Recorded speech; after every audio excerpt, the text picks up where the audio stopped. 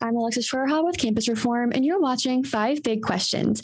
President Biden has announced his Supreme Court nominee, officially naming Ketanji Brown Jackson in an address last month. A graduate of Harvard University, Judge Jackson is an American attorney and a federal judge on the United States Court of Appeals here in D.C. Here to discuss her record, as well as more about the Supreme Court, how the balance may shift, and what to expect, is a Cato Institute Research Fellow, Thomas Berry. Berry, as I said, is a research fellow at the Cato Institute's Robert A. Levy Center for Constitutional Studies, as well as the managing editor at the Cato Supreme Court Review. Mr. Berry, thank you so much for joining me today. Thank you for having me. Of course. So let's go ahead and just jump right into it. So Judge Jackson was nominated to fill a seat that's being left by Justice Breyer. And for many, his retirement was a bit of surprise. So I'm very curious to hear, are there any pending cases that were really anticipated to be big prior to his retirement announcement? Well, the timing is interesting of his announcement. He announced pretty early in the term. Supreme Court terms generally go from October of one year to about June of the following year. So there's a fair amount left in this current term. And Justice Breyer said that even though he's announcing his retirement now, he's going to stay on the court through the end of June. So the big cases that are pending now, like the Dobbs, Mississippi abortion case, those are still going to be decided by Justice Breyer. But there are some big cases on the horizon for the following term starting in October that if Judge Jackson were confirmed, she would be deciding instead of Justice Breyer. Those include the challenge to the affirmative action programs at Harvard and UNC, for example. Right. And I'm really glad that you actually brought that up because affirmative action has been something that we've been covering pretty closely here at Campus Reform. And I really wanted to ask, while we have you on today, is there anything in Judge Jackson's history that may indicate how she would vote in those situations? The surprising thing and somewhat unusual is that she was nominated despite currently serving on the Harvard Board of Overseers, which is one of the two governing boards of Harvard. She's, as you mentioned, an alumnus, both undergrad and law school. And she actually, as a district court judge, recused from a case dealing with the regulations for campus sexual assault, Title IX, saying that there was a potential conflict of interest given that she was serving on the Harvard Board of Overseers and they had to deal with these rules. So a big question mark is whether, if she is confirmed, will she also recuse from this affirmative action case, given that she currently serves on the Board of Overseers of Harvard, which is one of the parties to that case.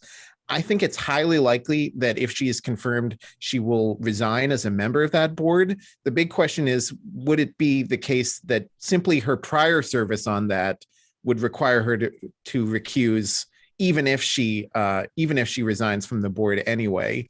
But going forward, Supreme Court justices generally have a higher bar for recusal than district and circuit court judges, because a district or circuit court judge, the case can simply be assigned to someone else. Supreme Court justices, you can't bring in anyone else to take the slot. So her recusal in the affirmative action case would mean it would be decided by 8 justices and could potentially change the outcome. So I think she'll do anything she can, if confirmed, to try to eliminate that conflict of interest. But to your question, given the fact that she has served on the Harvard Board of Overseers, we actually don't have any record of educational decisions from her time on the lower courts. She's very intentionally recused every time something related to federal education policy has come up. Right. And I do want to talk a little more about the general balance of the Supreme Court. You know, under the President Trump's administration, he was able to appoint 2 Supreme Court justices. Now we're seeing President Biden get the same opportunity. If appointed, how do you think that Judge Jackson would be able to change how the Supreme Court is balanced? It's an interesting question. The conventional wisdom is that it won't change very much. Justice Breyer was pretty reliably on the left when ideological questions came up. Now, a common misconception is that most Supreme Court cases are ideological, and that's not the case. It's still a majority of cases are decided unanimously at the Supreme Court, and most are pretty technical questions of statutory interpretation. But every year you do have some big high-profile cases about sort of fundamental principles of constitutional law, and the justices do tend to pretty reliably break based on the party that appointed them. Republican appointed justices, commonly known as conservatives, are more likely to have kind of an originalist view, a narrower view of federal power, and so forth. So it's generally anticipated that on those questions of how much power does the federal government have under the Constitution, that Judge Jackson would take a more expansive view similar to Justice Breyer. But one area where there may be a shift is on criminal justice issues. Justice Breyer, despite being generally on the left side of the court, was often skeptical of challenges to policing and prosecutorial tactics. In other words, he would often side with police and prosecutors in those cases, sort of aligning with his general deference to executive branch power. Judge Jackson uniquely has experience as a federal public defender. In fact, she would be the first ever former federal public defender on the Supreme Court, and just the second ever former defense lawyer of any kind on the Supreme Court after Thurgood Marshall. So that experience might give her more sympathy or more of an eye toward the claims and challenges brought by criminal defendants. And another piece of evidence is her undergrad thesis at Harvard is actually public, and she wrote about coercive plea bargaining, which is an issue we're very interested in here at the Cato Institute, which is essentially where criminal defendants are coerced to not have a jury trial by the threat of onerous sentences if they demand a jury trial, and are essentially coerced to plead guilty. So it will be interesting to see whether Judge Jackson could form sort of a libertarian alliance on the high court on some of these criminal justice and rights of defendants issues. Right. And her nomination has been historic. President Biden said on the campaign trail that he wanted to nominate the first Black woman to the Supreme Court.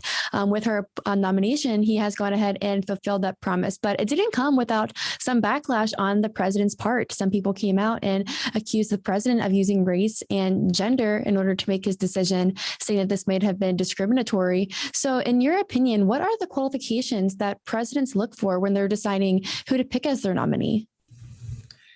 The fact is that there are so few nominations to the Supreme Court and so many people who are qualified for it that it's always going to come down to a political decision in terms of the final sort of decision-making factors to decide between those many people, too many people who are qualified to serve. Going back all the way to Ronald Reagan, he pledged to nominate the first ever woman to the Supreme Court. You can also look at George H.W. Bush, who knew that there was expectation and pressure to replace Thurgood Marshall with another African-American justice. So I don't think it's anything new to take demographic political concerns into the nominating decision. And I don't think we should focus so much on that as on the qualifications. Judge Jackson was considered plausibly qualified to the high court even during the Obama administration, during the Scalia vacancy. So this isn't a case where she wouldn't have been under consideration if not for this pledge by President Biden. Right. And then our final question here, just moving forward, Judge Jackson has begun meeting with senators one-on-one ahead of her nomination hearing. What do you think our audience should expect, and what should they look for? Well, it's likely to be contentious, as unfortunately every Supreme Court hearing has been for the last decade or so. Most Republicans, I think, are going to go in very skeptical. We have a good idea, in fact, a better idea than usual of how they're going to vote, because she was nominated and confirmed to the DC Circuit just about a year ago. And so we have the votes of the Senate at that time. The Senate was virtually the same then as it is now. And she got 3 Republican yes votes, Senators Susan Collins, Lisa Murkowski, and Lindsey Graham. So I would say the most likely prediction is that those 3 may still be on her side, though not necessarily. The Supreme Court is a different job. It's probably unlikely she'll get any Republican votes besides those 3. And the thing to look at on the Republican side is they're going to be bringing up some of her decisions that went against the Trump administration, and they're going to try to paint her as essentially partisan rather than non-biased. But I don't think those are likely to stick, because a lot of these decisions really come down to fairly wonky questions of administrative law, where it's not easy to sort of explain to the general public what the decision-making criterion was, why she ruled one way rather than the other. And they really came down to sort of technical details. Did the Trump administration follow all of the procedures required to enact an administrative rule and so forth? So you're likely to see a lot of simplification, oversimplification, pointing out that she ruled against the Trump administration on certain cases. But in all likelihood, it's unlikely, I think, that any of those will resonate with the general public as a problem for her. Right. Well, Mr. Berry, thank you so much for breaking that down with us. We really appreciate you coming on today. Absolutely. Thank you for having me.